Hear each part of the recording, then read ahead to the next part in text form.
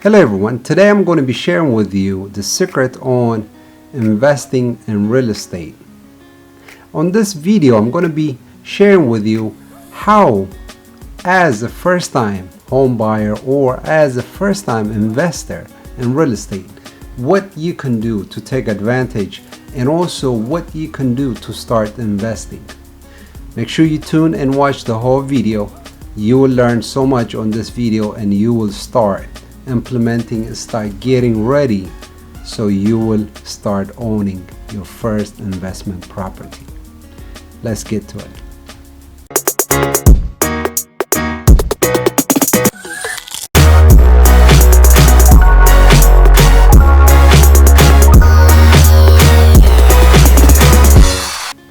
In case if you're new to my channel, my name is Simon. I usually share information about entrepreneurship and investment and wellness and happiness. Thanks for coming. Let's get to it.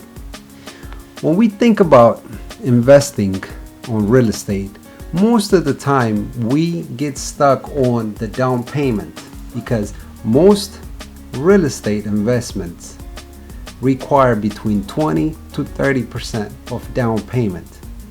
But on this topic here, the first property you're going to be purchasing, whether it's your home or an investment property as a rental units, from 2 units, 3 units or 4 units, one of those you can choose from, those are considered as residential homes. Even though they have 4 units to rent, the bank looks at it as residential family home. So with that, it's easier to get qualified and get your first loan when you think about purchasing your property, as little as 3% down. But when we start thinking about investing or rental properties, there's also the negative side on dealing on day-to-day with tenants, and also there's always a positive side on how you benefit from the depreciation on the property and also claiming a lot of expenses from what you can claim on the rental properties. If you're thinking about just owning a single family home, most of the time what the bank approves you is based on how much you can afford to pay. They call it debt ratio. So how much you made versus how much you will be able to afford. That's how the bank will calculate and tell you, okay, Mr. So-and-so, you can approve to purchase a house up to this much amount. But when you start thinking about investing on duplex or triplex or fourplex, which means 2 units, 3 units or 4 units, for the second or the third or the fourth unit, you are going to be renting because you're going to live in one and you rent the others. You'll be generating income from that property. So the bank will look at it, not just your debt ratio, they will factor how much money you're going to be bringing in from that property. So that way they can approve you for a little bit bigger amount, which allow you that you can buy a little bit bigger home for little down payment, 3%, as your first time home buyer. So even if you're not thinking about just a residential home right now, just a place where you can live in, you can always think about you can invest on 2 family, 3 family or 4 family, which you can live in one and rent the others.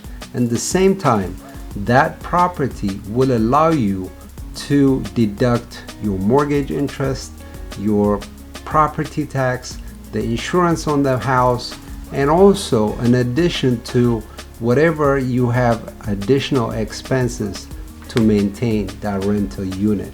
So with that, there will be a lot of deduction. So it will help you on your taxes. At the same time, it will let you build equity on that property. So when you are ready to buy a second property, you can always borrow more money from the property you already own and get the next property. That's how you build your real estate portfolio. But for a first timer who doesn't have a lot of cash, who been thinking about to start and how you can start investing, this will be the best and the easiest way you can start. So the biggest advantage as you being the first time home buyer is one, a small down payment, and two, lower credit score. Because you are a first time home buyer, you might not have a big credit score because you might not have a lot of credit history on your credit report. But being qualified as a first time home buyer, even though you are buying a 2-family, 3-family, or 4-family, you can be qualified for that. So with that, you can take advantage on owning your first time home buyer for as little as 3% down, and also with a little bit lower credit score. So keep that in mind. The biggest advantage owning a multifamily like that, which is a 3 or 4 family, as years go, your rental will pay some of the mortgages. You probably reside there for free without paying rent. The other advantage on owning a rental unit like that is because every year the rent increases, and as the rent increases, the property will increase in income, which means the value of that property will increase as well. But the first thing and the most important thing you need to understand is make sure the property you're buying is on the location where it's going to appreciate. Some areas it might depreciate, so make sure you do your own homework and your own due diligence so you will be purchasing the right property. The second biggest thing is make sure you use some kind of screening method or company where any renters you're going to be renting to, make sure you run a good check on the background and also on whatever, if they ever been evicted or to that nature, so that way the tenant you're going to be getting will be a solid tenant, so it won't cause you a lot of headache, because since you live on the same property, you try to get a good tenant. Those are the second tricky part. This is the method a lot of real estate investors, when they were young, this is how their first investment was. Me personally, that's how I acquired my first home, was a duplex, a 2-family home.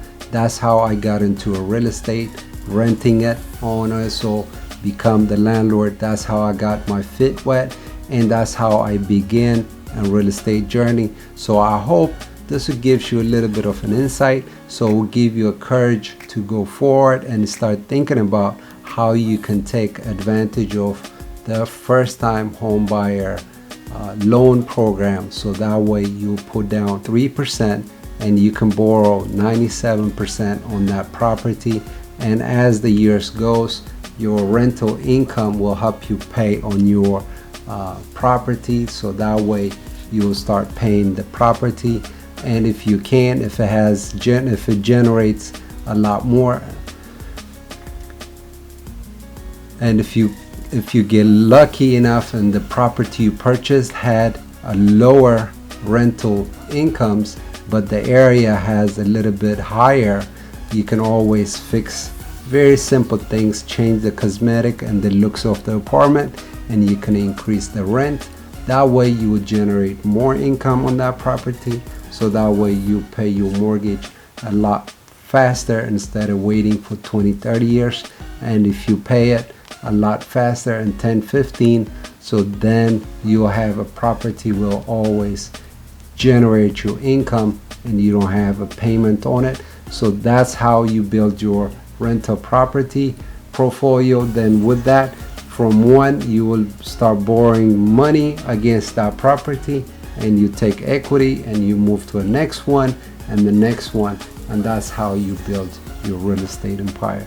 So thanks again, thanks for watching. I hope this helped you a little bit. If you have any question, please put it in a comment. As always, make sure you click on the thumbs up It helps our channel grow. And also, if you didn't subscribe yet, please do so. Till next time, I'll catch you on the next video. Take care.